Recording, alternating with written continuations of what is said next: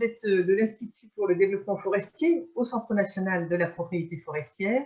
Éric Payassa, en effet, elle vous a un petit peu annoncé déjà, Amélie Robert, revenir peut-être comment se cultive le peuplier en France. Donc, si on parle de culture de peuplier, on parle bien de populiculture, peut-être un terme que le grand public ignore, sachant qu'en effet, au niveau national, comme le précisait le président de la Charte, il y a une pénurie par rapport à la demande de cette essence. Éric Payassa.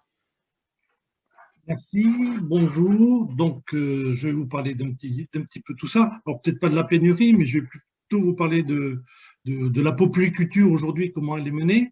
Alors, je vais partager mon écran. Voilà. J'espère que ça fonctionne correctement. Tout à fait. Bon. Et en effet, on nous précise que si vous souhaitez poser des questions, n'hésitez pas à aller sur le petit icône, sur la petite icône discussion et de poser vos questions. Éric Payassa, c'est à vous. Donc, l'intervention que je dois faire aujourd'hui, c'est de présenter l'état de la populiculture aujourd'hui. Donc, je vais parler de deux points principaux, hein, qui est l'amélioration génétique et les entretiens des peupleraies. Juste un petit préambule, hein, on est bien d'accord que pour nous, les propriétaires de peupliers, l'objectif c'est de produire du bois d'œuvre qui est destiné à réaliser des produits comme des emballages légers, du contreplaqué et autres panneaux en bois, et aux sutures et peut-être des poutres pour la construction. Donc ça va être repris un petit peu plus tard, mais il faut bien être dans ce cadre-là que c'est une production de bois et production de bois d'œuvre. Alors, deuxième point important à avoir en tête, c'est que la populiculture, comme toute production, doit être rentable. La vente de bois doit couvrir les investissements et permettre de faire un revenu financier pour le propriétaire. Donc, la populiculture doit être raisonnée pour être productrice de richesse. Donc, voilà exactement le cadre posé de la populiculture. On ne fait pas du peuplier comme ça, on est quand même dans un cadre de rentabilité et il faut raisonner toute cette production.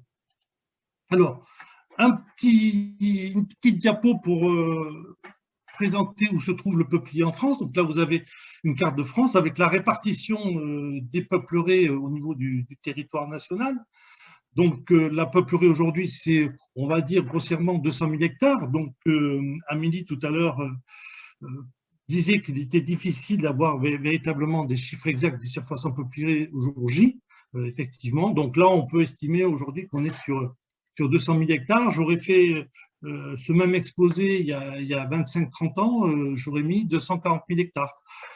Bon, vous voyez quand même qu'il y a eu évolution. Donc, on retrouve trois grands bassins, hein, un bassin peuplé au niveau du nord-est, le bassin de l'ouest et puis un grand bassin sud-ouest. La partie est est un petit peu moins représentée, hormis un petit peu la vallée du Rhône.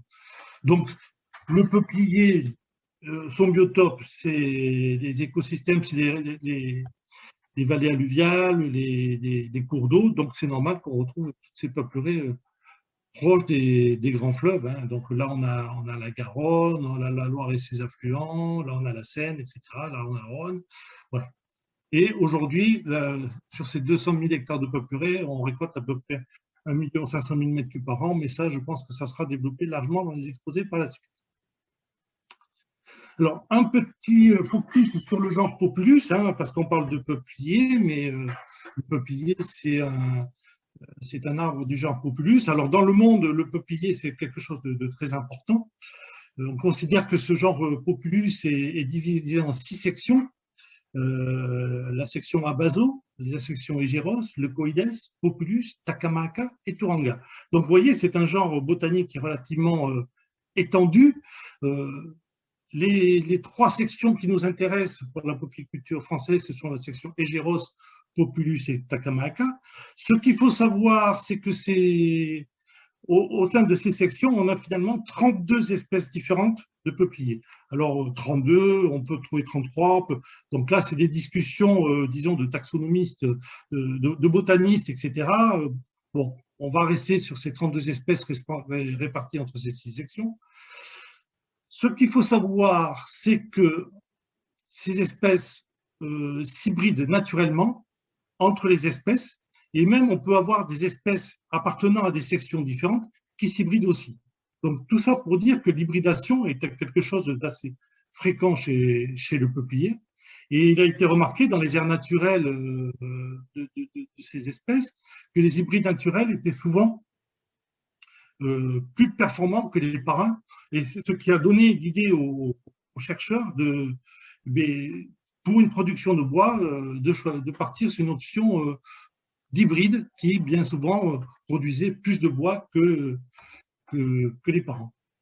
Alors, en France, quel génotype pour la production de peupliers en France? Alors, on utilise deux espèces pures. On utilise des peupliers deltoïdes et des Populus trichocarpa. On utilise deux espèces pures qui peut utiliser. On a peu de Populus alba. Là, c'est à l'état de... C'est complètement anecdotique. Et on retrouve le Populus nigra qui, lui, est dans son biotope, dans son aire naturelle, au niveau des principaux fleuves français. Et ensuite, il y a ce qu'on utilise de façon assez courante et très courante au niveau de la production de bois de peuplier. Ce sont les utilisations d'hybrides, des œufs américains, ce qu'on appelle les œufs américains et les interaméricains, qui est un croisement deltoïde trichocarpa et euraméricain, qui est un croisement Populus nigra, Populus deltoides. Bon, actuellement, une nouvelle piste d'hybride est utilisée, c'est le Populus trichocarpa fois Populus maximovicii. Mais ça, c'est juste un début. Donc, vous voyez, le peuplier concerne déjà un genre botanique relativement large, très représenté dans l'hémisphère nord. Et bon, en France, bon, on utilise, enfin, on est axé pas mal sur l'utilisation des deux hybrides américains et interaméricains. Alors, je vais faire un petit retour sur l'amélioration génétique et l'évolution de la productivité. Donc là, c'est pour illustrer ce qui s'est passé depuis les 40 dernières années. Il s'est passé quand même pas mal de choses.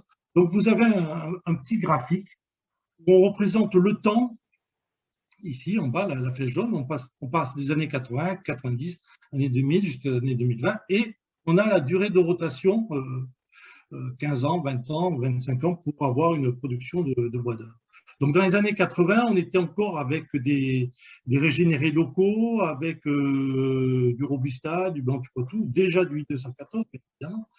Et on était plutôt sur une durée moyenne de rotation qui dépassait les 25 ans. Et on a commencé à avoir des nouveaux hybrides arriver en provenance de Hollande et d'Italie principalement, avec Torskamp, Plégo. Bon, je cite ceux-là, mais je peux en citer d'autres. Donc ça, c'est dans les années 90. Et petit à petit, on s'aperçoit qu'après, on a les interaméricains belges, que la durée de rotation, au fur et à mesure, a diminué. On a obtenu, l'amélioration génétique a permis d'apporter, disons, pour une dimension donnée, un temps de production plus court. Et on arrive aujourd'hui sur des exploitations qui sont entre 15 et 20 ans, on va dire, pour les plus courantes, ce qui nous donne, on va dire, une durée moyenne de production de 18 ans. Alors, ce que vous voyez, c'est que aussi, les cultivars évoluent. On est passé des frigos Torskamp petit à petit à du Beaupré-Bollard. Puis ces Beaupré-Bollards ont été remplacés par des Coster, Polargos. Bon, je cite des noms, mais je pense citer tout d'autres. Et puis là, on est sur une nouvelle génération. Donc, ce petit crowbar montre que, bon, l'amélioration génétique avec des hybrides d'origine européenne a permis de réduire, disons, la durée de rotation et d'avoir un accroissement de la productivité. Amélioration génétique et meilleure tolérance sanitaire. Alors effectivement, sur le peuplier, on utilise des cultivars, c'est-à-dire avec des individus reproduits par reproduction végétative. Ça a un gros avantage, mais c'est un gros inconvénient, c'est la sensibilité aux maladies. Alors là, on reprend exactement le même crowbar, années 90 et 2020. Et là, on a eu dans ces 40 dernières années divers événements qui ont montré que il fallait évoluer dans l'utilisation des cultivars de peupliers. Donc, dans les années 70-80, bon, il y a eu des fortes attaques de Marcelina Brunea sur I-214 en particulier. Et déjà, face à ces grosses attaques, les premiers discours étaient il ne faut pas utiliser qu'un cultivar, il faut en utiliser plusieurs, il faut diversifier. Dans les années 90, est arrivée la mode des interaméricains, et sur cette mode des interaméricains est arrivé les attaques de rouille. Donc là, c'était un problème, disons, de sélection variétale qui font qu'on avait sélectionné des variétés de peupliers résistantes et qui finalement qui sont devenues très sensibles. Donc là, le discours a toujours été, disons, de dire, mais non, c'est pas comme ça qu'il faut faire. Il faut diversifier les cultivars, il faut utiliser beaucoup de cultivars, mais on a rajouté un terme à notre discours, il faut avoir des cultivars tolérants. C'est-à-dire que là, à partir de ce moment-là, à partir de la crise sur les rouilles, sur les interaméricains, le but n'était plus de sélectionner des hybrides résistants, mais des hybrides tolérants. Qu'est-ce que c'est un hybride tolérant? C'est un hybride qui est capable d'attraper toutes les maladies, mais à un niveau suffisamment faible pour ne pas gêner, disons, la survie de la peuplerie. Et ça, c'est un changement très important. Les forestiers ont fait cette découverte tardivement, les céréaliers l'avaient fait bien avant, que la sélection des souches totalement résistantes était un vrai danger. Donc là, avec des cultivars tolérants, on a permis, disons, de largement baisser cette pression d'attaque de rouille. Et ensuite, bon là maintenant, actuellement, on est plutôt dans un autre domaine avec des attaques de pucerons lainigères. Donc là, on n'est plus sur des champignons, mais on est sur un ravageur. Et là, notre discours reste le même, hein. On reste toujours sur un message fort et essentiel et qui, depuis 40 ans, ne change pas. Il faut diversifier les cultivars pour avoir une production de bois toujours plus résiliente et pour avoir plus les soucis sanitaires qu'on a pu avoir par le passé. Donc, troisième point sur l'amélioration génétique et meilleure adaptation aux stations. L'intérêt de l'amélioration génétique, outre le fait de réduire, disons, le temps de production, outre le fait d'améliorer la résilience et de diminuer les problèmes sanitaires, la diversité des cultivars que l'on utilise aujourd'hui permet aussi d'adapter le cultivar à la station, au sol. Donc là, nous avons juste une petite illustration avec un certain nombre de cultivars et un tableau que je produis assez régulièrement, avec différents types de stations sur lesquelles on fait de la production de peupliers, avec des stations productives dans la première partie, des stations un peu moins productives et des stations faiblement productives. Donc là, on a fait une typologie des stations pour la production de peupliers avec 18 types différents. Et on voit avec des petits carrés verts, orange et rouge que, en gros, le carré vert, c'est tel cultivar convient bien à cette station. Cultivar, le carré orange, bon, ça reste moyen. Et ensuite, petit carré rouge, c'est éviter ce cultivar sur cette station-là. Et puis les petits carrés blancs, c'est les petits carrés c'est les cas de figure pour lesquels on n'a pas d'exemple, donc on ne peut pas s'exprimer sur ce cas-là. Et donc, quand on regarde ce tableau, on voit que certains cultivars sont sur certaines stations et pas d'autres, etc. Et donc ça permet véritablement d'adapter le cultivar à la station et de choisir le bon cultivar pour sa station. Donc ça, c'est un élément très, très important. Et ensuite, quatrième volet important de l'amélioration génétique, c'est que ça a permis d'avoir, disons, une meilleure qualité des et du bois. Alors, des et du bois, ça fait un titre un petit peu bizarre, mais l'idée, c'est de dire, bon, voilà, on a une amélioration, une amélioration des bois, c'est l'amélioration de la rectitude des arbres et de leur branchaison. Donc ça, d'un point de vue industriel, c'est quand même très, très important vis-à-vis de l'obtention de bois sans nœud. Ensuite, on a amélioré la qualité intrinsèque du bois, la couleur, les bois de tension, on essaie d'avoir des bois plus clairs. ton bois de tension, tout ça pour des idées, des besoins industriels. Mais ce qu'on s'est aperçu aussi avec les dernières études sur la qualité du bois qu'on a fait, c'est que l'amélioration génétique a permis une amélioration des qualités mécaniques du bois. Et ça, c'est un petit peu nouveau, on va dire, et ça permet de dire que ben, finalement, le bois de peuplier, on l'utilise en emballage léger, on l'utilise en panneau de contreplaqué, mais on peut imaginer l'utilisation du bois de peuplier dans le bois de construction pour faire des poutres. On peut avoir des qualités mécaniques qui rejoignent, pour certains cultivars, qui rejoignent des qualités mécaniques des résineux. Et ça, c'est quelque chose qui est intéressant et assez nouveau. Donc, une diapo pour recentrer sur les fondamentaux de la polyculture en France. Premier point qui me semble crucial, c'est d'avoir un diagnostic initial du projet de boisement ou de reboisement pour raisonner ses choix techniques. En fonction de la station, en fonction du climat où on est, eh bien, on fera une préparation du sol ou pas. On choisira ses cultivars et après, on fera des travaux du sol ou pas, point sur lequel on va revenir sur la diapo suivante.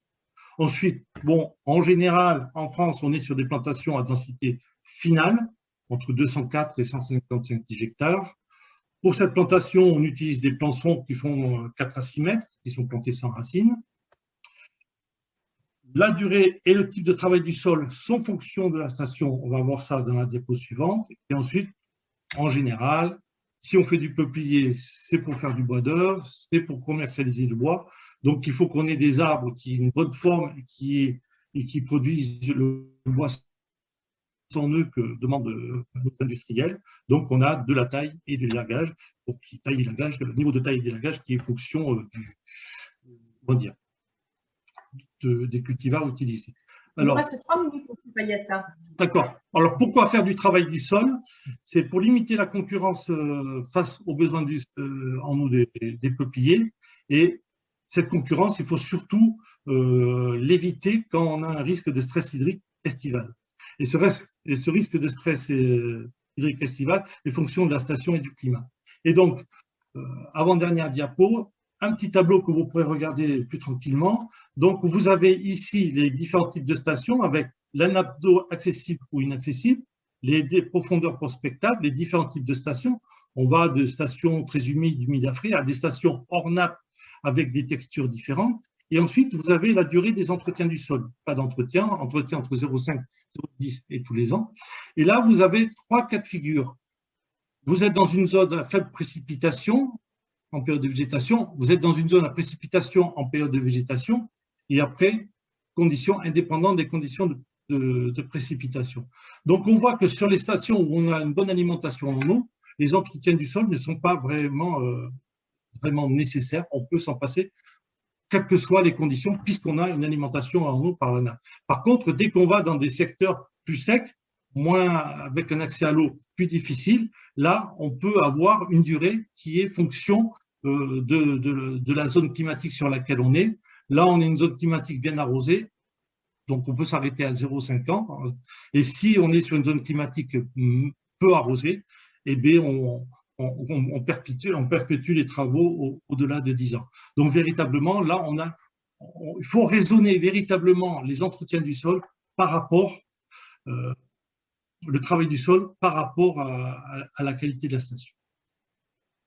Et pour terminer, donc, cette dernière diapo sur les stations montre que, bon, on a des sols et des climats qui sont différents, donc ça induit une polyculture forcément différente. On ne fait pas la polyculture en vallée de la Garonne de la même façon que dans la vallée du Rhône ou en Picardie. La polyculture doit être raisonnée, donc il faut mettre de la matière grise un petit peu dans les choix techniques que l'on fait. Et cette polyculture, quand elle est bien adaptée, elle permet de répondre à la fois aux enjeux économiques, produire du bois d'œuvre, et environnementaux, respecter le biotope dans lequel on fait cette production. Et ainsi, on allie ce qu'on a vu dans la première question, l'économique et l'environnemental. Là, on peut véritablement se positionner sur une gestion durable. Et donc, pour conclure, j'ai coutume de dire, il ne doit pas y avoir une polyculture, mais des populicultures. Voilà, Merci, je vous remercie. merci Eric Payassa, pardon. Je crois qu'il y a des questions d'ailleurs qui vont vous être posées. Constance Proutière va nous en faire un petit peu le panel. Moi, je relève deux choses. En effet, vous avez beaucoup insisté sur le travail du sol, comme si éventuellement on l'avait oublié ou on s'y était peu penché précédemment. Et puis, je ne sais pas si tout le monde a apprécié lorsque vous avez dit faut un peu de matière grise. Ça veut dire qu'on n'a pas beaucoup réfléchi jusqu'à présent et qu'il y a nécessité maintenant d'intellectualiser un petit peu plus le travail et la populiculture. Rapidement, Eric Payassa, puis ensuite je me tourne du côté de Constance. Oui, oui, oui. Aujourd'hui, bon, en termes de R&D, on travaille beaucoup, essayer d'améliorer tout ça. Et des fois, bon, on a du mal à faire passer un peu le message. Mais je pense qu'on peut faire encore beaucoup mieux. Bon, on voit encore dans les campagnes des plantations où on a un travail du sol qui est fait, qui n'est pas vraiment nécessaire. Donc là, pour le populiculteur, c'est de l'argent jeté par les fenêtres. Et puis, côté environnemental, c'est pas forcément ce qu'il faut faire. Je crois qu'il faut faire la bonne chose au bon endroit et réfléchir, disons, dans ses choix de cultivars, planter le bon cultivar sur le bon sol, ça demande une réflexion et ça demande aussi du conseil. Hein. Le conseil en peuplier est important parce que c'est un domaine technique qui évolue très très vite, contrairement si on parle d'autres domaines comme le chêne ou les résineux. Le peuplier, c'est une production de bois en constante évolution. Donc, c'est important à être au courant. En fait, c'est pour ça que bon, il y a de la passion. On est un milieu un peu à part, on va dire, de la forêt. Et pour discuter avec un certain nombre de forestiers, il faut être dans le peuplier pour véritablement suivre cette évolution. Alors, Constance Proutière, vous avez synthétisé un petit peu l'ensemble des questions adressées à Eric Payassa. Oui, effectivement. Alors, il y a déjà un premier type de question sur la diversification des cultivars. À quelle échelle est-ce qu'on doit réfléchir cette diversification? Est-ce que c'est à l'échelle de la parcelle ou plutôt entre les parcelles d'un même secteur en fonction des conditions de station? Très rapidement, Eric Payassa, pour les répondre. Alors, il y a deux échelles. La première échelle où on peut agir facilement, c'est au niveau de la parcelle. C'est-à-dire qu'en gros, on dit passer 2-3 hectares, bon, il faut planter 2 cultivars. Donc ça, un propriétaire qui a 10 hectares, on va dire planter 3 cultivars. Ça, c'est totalement gérable, effectivement. Ensuite, au niveau territoire, c'est plus compliqué parce que si on peut donner un conseil à un populiculteur, au niveau d'un territoire, gérer, disons, la diversité des cultivars au sein d'un territoire, c'est beaucoup plus compliqué. Ça serait bien, effectivement, de pouvoir le faire pour éviter, disons, de trop planter d'un cultivar, mais pour y avoir réfléchi plusieurs fois avec des chercheurs, c'est pratiquement ingérable. Mais déjà, si on peut avoir une bonne diversification au sein des parcelles, déjà, c'est bien. Apparemment, Luc Bouvarel veut compléter la réponse, c'est cela, Luc Bouvarel? Oui, je pense qu'au niveau d'un territoire, il y a actuellement des moyens possibles avec ce qu'on appelle le document de gestion. Et en particulier, on peut faire un document de gestion concerté sur une base vallée qui permet aux propriétaires de travailler chacun chez soi en gardant sa responsabilité d'agir, mais il sait ce que les autres font à côté de chez lui et même de travailler ensemble, ce qui en termes économiques peut être intéressant en termes de diminution des coûts d'intervention. Constance? Alors après, plusieurs questions sur quel est le travail du sol que vous préconisez. Est-ce que c'est uniquement du broyage qui a tendance à disséminer par exemple des espèces exotiques? Est-ce que c'est des travaux de type agricole, voire même des plantations de cultures entre les rangées de peupliers? Voilà. Et le broyage, en effet, on nous précise par ailleurs que c'est justement le problème environnemental en disséminant les espèces exotiques, comme vous venez de le préciser, oui. Alors, sur le travail du sol, le travail du sol, bon, c'est plutôt un travail du sol superficiel, hein, puisqu'à partir du moment où les peupliers sont plantés, l'idée, c'est véritablement, enfin, dans les cas où c'est absolument nécessaire, c'est-à-dire dans les cas où vous avez pas d'accès à l'eau par la nappe et dans les cas où vous avez un stress hydrique potentiel parce que vous n'avez pas assez de précipitations dans le secteur dans lequel vous êtes. Donc c'est un travail du sol essentiellement de type, on va dire, agricole, c'est-à-dire avec un travail au disque entre les lignes, essentiellement. Le désherbage chimique, c'est quelque chose qui est quasiment totalement banni, hein. Alors après, je ne peux pas dire que ça n'existe pas, il y a toujours, on ne maîtrise pas toujours tout, mais c'est quelque chose que l'on ne conseille plus du tout depuis de nombreuses années. Voire éventuellement dans certaines conditions un désherbage localisé, mais c'est en année 1. Mais après, quand je vais vous montrer le tableau sur les travaux du sol, c'est essentiellement du passage de disque. Le broyage n'a pas, ce qu'on appelle le gyrobroyage, pour moi, n'est pas un travail du sol. Le gyrobroyage, c'est on rabat la végétation, mais c'est tout. Constance, un dernier groupe de questions. On aura un petit peu de temps à l'issue des différentes présentations de cette première partie de matinée, mais essayez de concentrer les questions qui se ressemblent toutes. Pour les adresser. Juste une petite question sur est-ce qu'il y a encore des intrants utilisés en polyculture classique? Et peut-être que les autres questions seront posées lors des tables rondes. Alors, en polyculture classique, hein, si on prend la polyculture nationale, on est sur des niveaux d'intrants qui sont absolument ridicules si on les compare par rapport à l'agriculture, hein. Tout à l'heure, là, je vous parlais, disons, d'un désherbage localisé autour des plants en année 1. Donc, imaginez que vous faites un désherbage localisé en année 1, c'est 1 mètre carré, donc vous avez 200 plants, donc vous faites 200 mètres carrés. Vous faites ça une fois tous les 18 ans. Donc, vous arrivez à un niveau d'intrant, vous avez traité vous avez traité même pas 1% de la parcelle, quoi. C'est absolument ridicule. Voilà. Donc ça, c'est un niveau d'intrant. Vous pouvez avoir aussi encore chez certains polyculteurs une fertilisation à l'installation du plant.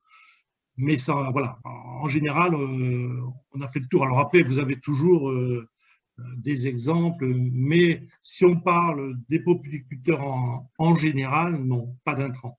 Alors, on enchaîne justement sur cette notion de biodiversité qui fait suite à cette dernière question.